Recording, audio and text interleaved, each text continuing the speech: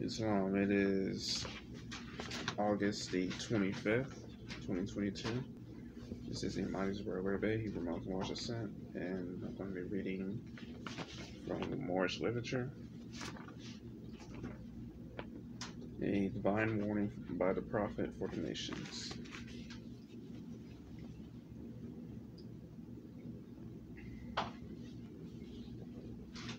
The citizens of all free national governments, according to their national constitution, are all of one family bearing one free national name. Those who fail to recognize the free national name of their constitutional government are classed as undesirables and are subject to all inferior names and abuses and mistreatments that the citizens care to bestow upon them. And it is a sin for any group of people to violate the national constitutional laws of a free national government and cling to the names and the principles that allude to slavery. I, the Prophet, was prepared by great God Allah to warn my people to repent from their sinful ways and go back to that state of mind, to their forefathers, divine and national principles, that they will be law-abiders and receive their divine right as citizens, according to the free national constitution that was prepared for all free national beings. They are to claim their own free national name and religion. There is but one issue for them to recognize by the government, by this government, and of the earth, and comes only through the connection of the Moorish divine national movement, which is incorporated in this government and recognized by all other nations of the world. And through it they are their children and receive their divine rights, unmolested by other citizens, that they can cast free national ballot to the polls under the free national constitution of the state's government, and not under a granted privilege, as has been the existing condition for many generations. You who doubt whether I, the Prophet, and my principles are right for the redemption of my people, go to those that know law in the city hall and among the officials in your government, and ask them under an intelligent tone. They will be glad to render you a favorable reply, for they are glad to see me bring you out of darkness into light. Money doesn't make the man. It is free national standards and power that makes a man and a nation. The wealth of all national governments, gold and silver, and commerce belong to the citizens alone, and without your national citizenship, by name and principles, you have no true wealth. And I am hereby calling on all true citizens that stand for a national free government and the enforcement of the Constitution to help me in my great missionary work, because I need all support from all true American citizens of the United States of America. Help me to save my people who have fallen from the constitutional laws of the government. I am depending on your support to get them back to the constitutional fold. Again, that they will learn to love instead of hate, and will live according to love, truth, peace, freedom, and justice, supporting our free national constitution of the United States of America. I love my people, and I desire their unity and mind back to their own free national and divine standards, because day by day they have been violating the national and constitutional laws of their government by claiming names and principles that are unconstitutional. If Italians, Greeks, English, Chinese, Japanese, Turks, and Arabians are forced to proclaim their free national name and religion before the constitutional government of the United States of America, it is no more than right that the law must be enforced upon all other American citizens alike. In all other governments, when a man is born and raised there and asks for his national descent name, and if he fails to it, he is misused, imprisoned, or exiled, because they place their trust upon issues and names that they are neither a part or partial of. Neither were they formed of their forefathers. Any group of people that fail to answer up to the constitutional standards of law by name and principles, because to be a citizen of any government, you must claim your national descent name, because they place their trust upon issues and names formed by their forefathers. The word Negro alludes in the Latin word to the word nigger, the same as the word colored alludes to anything that is painted, varnished, or in dye. And every nation must bear a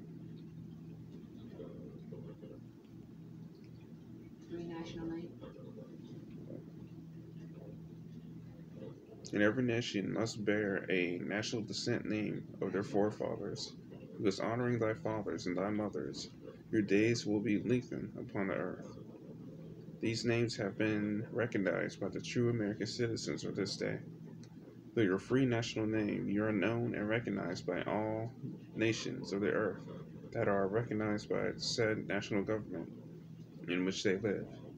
The 14th and 15th Amendments brought the North and South in unit, placing the Southerners who were at the time without power with a constitutional body of power. And at that time, 1865, the free national constitutional law that was in force since 1774 declared all men equal and free. And if all men are declared by the free national constitution to be free and equal, since the constitution has never been changed, there is no need for the application of the 14th and 15th Amendment for the salvation of our people and citizens. So there isn't but one supreme issue for my people to use to redeem that which was lost, and that is through the above statements. Then the lion and the lamb can lie down together in yonder hills, and neither will be harmed, because love, truth, peace, freedom, and justice will be reigning in the land. In those days, the United States will be one of the greatest civilizations, civilized and prosperous governments of the world. But if the above principles are not carried out by the citizens and my people in this government, the worst is yet to come, because the great God of the universe is not pleased with the works that are being performed in North America by my people, and this great sin must be removed from the land to save it from enormous earthquakes, diseases, etc. And I, the prophet, do hereby believe that this administration of the government, being more wisely prepared by more genius citizens that believe in their free national constitution and laws, and through the help of such classes of citizens, I, the prophet, truly believe that my people will find the true and divine way of their forefathers, and learn to stop serving carnal customs and merely ideas of men that have never done them any good, but have always harmed them. So I, the prophet, am hereby calling aloud with a divine plea to all true American citizens to help me to remove this great sin which has been committed and is being practiced by my people in the United States of America, because they know it is not the true and divine way, and without understanding they have fallen from the true light into utter darkness of sin. And there is not a nation on the earth today that will recognize them socially, religiously, politically, or economically, etc.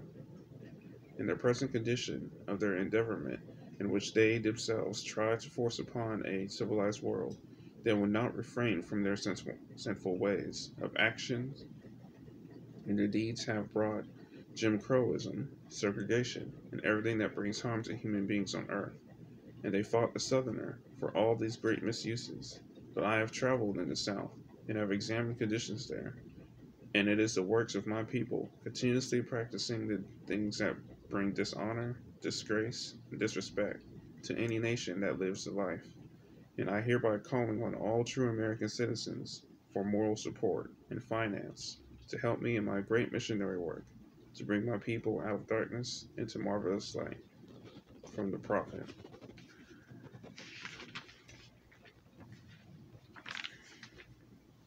Next, I'm going to read What Shall We Call Him? So often, our various journalists find trouble in selecting the proper name for the Moorish American. Some say Negro, another will brand him raceman, still another will call him Afro-American, and then came colored, dark American, coon, shine, the brethren, and your folks. It is indeed a hard matter to find something suitable for the various occasions where a title needs to be used. Is it that these people have no proper name? That they have a national name when they first brought to these shores in the early part of the 17th century? If so, what was it? Did not the land from which they were forced have a name? It now appears a good idea for those whose duty is to write for the various journals to find out what the national name of the forefathers of these people was. Also look into the history of the founders of civilization to see who they were and where they stood in the building of the present civilization. Probably 2 hours in an up-to-date library would serve to relieve the strain on our men of letters when the occasion presents itself for a little for these people. The matter of the various names given to these 22 million people with all colors of every race of the globe was an act of European psychology. They gave him a name, then defined it as something inferior to theirs. White, then defined as a color of purity. Black, they say, represents everything of evil. The Negro, as they were called in this nation, have no nation to which they might look with pride. Their history starts with the close of the Civil War, or more properly, with his being forced to serve someone else. Thus he is separated from the illustrious history of his forefathers, for were the founders of the first civilization of the Old World. This matter must be looked into with the hope of correcting it.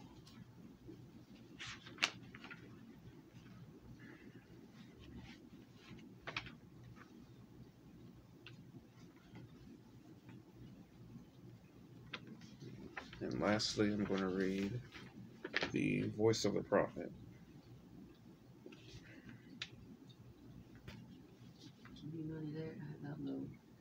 If you have race pride and love your race, join the Moorish Science Temple of America and become a part of this divine movement.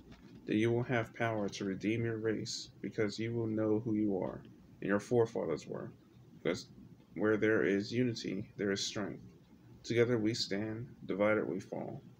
Come, good people, because I, the prophet, sent to redeem this nation from mental slavery, which you have now, need every one of you who think that your condition can be better. This is a field open to strong men and women to uplift the nation and take your place in the affairs of men. If the Europeans and other nations are helping me, why not you? It is your problem. The Negro problem is being solved only as it can, and that is by the Moorish National Divine Movement. If you have a nation, you must have a free national name in order to be recognized by this nation as an American citizen. This is what was meant when it said, "Seek ye first the kingdom of heaven, and all these things will be added unto you," by the prophet. Today, again, is August the 25th, 2022. This is the Midas Arrington-Bey, Hebrew Muslim Moorish descent, and then this was Moorish literature song.